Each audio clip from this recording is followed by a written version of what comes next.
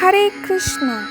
आप सभी लोगों का हमारे स्पिरिचुअल वेलनेस प्रोग्राम में स्वागत है। हमारे स्पिरिचुअल वेलनेस प्रोग्राम का अगला चरण है सात्विक अन्न और सात्विक मन। भोजन हमारे जीवन का एक महत्वपूर्ण हिस्सा है। हमारा शरीर भोजन से प्राप्त हुई ऊर्जा पर ही चलता है। भोजन में पाए जाने वाले पोषक तत्व हमारे शरीर के विकास कार्य में मदद करते हैं। हमारे शास्त्रों के अनुसार भोजन को ब्रह्म स्वरूप समझा गया है। पर क्या भोजन सिर्फ शरीर को ऊर्जा देने के लिए ही होता है? नहीं, भोजन में पाए जाने वाले प्राण हमारे मन के विचारों पर भी प्रभाव डालते हैं। भोजन हमारी जीवन शैली का एक महत्वपूर्ण हिस्सा है और हमारा शरीर भोजन पे ही तो टिका हुआ है।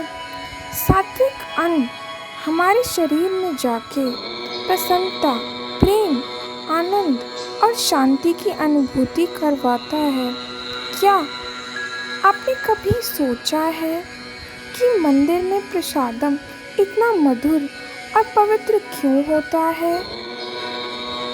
क्योंकि उस प्रसादम को भक्त अपने भगवान का गुणगान करते हुए बनाते हैं और वह भोजन पहले भगवान को अर्पित होता है और फिर वह प्रसादम कहलाता है।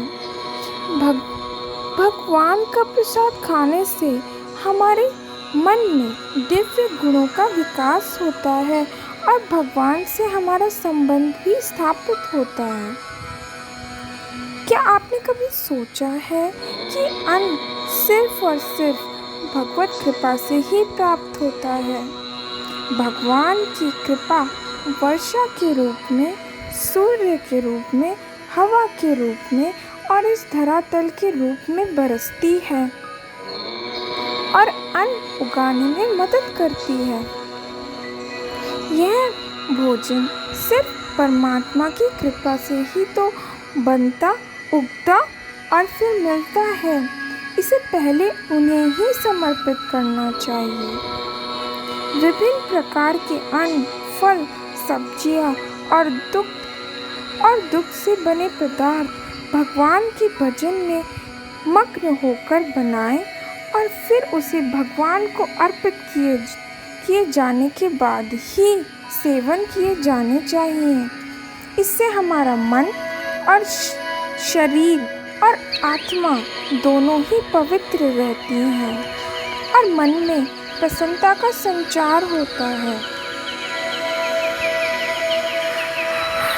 मांसाहारी भोजन खाने से हमारे शरीर में रोग, शोक, घृणा, क्रोध, ईर्ष्या, राग, द्वेष और अशांति उत्पन्न होती है, क्योंकि ये सभी विकार उस निर्दोष जीव के मन में जरूर उत्पन्न हुए होंगे जब वह भोजन के लिए मारा गया होगा। अतः इन सब पदार्थों का हमारे सात्विक मन और सात्विक भावना उत्पन्न करने के लिए शास्त्रों में निषेध बताया गया है। हरे कृष्णा।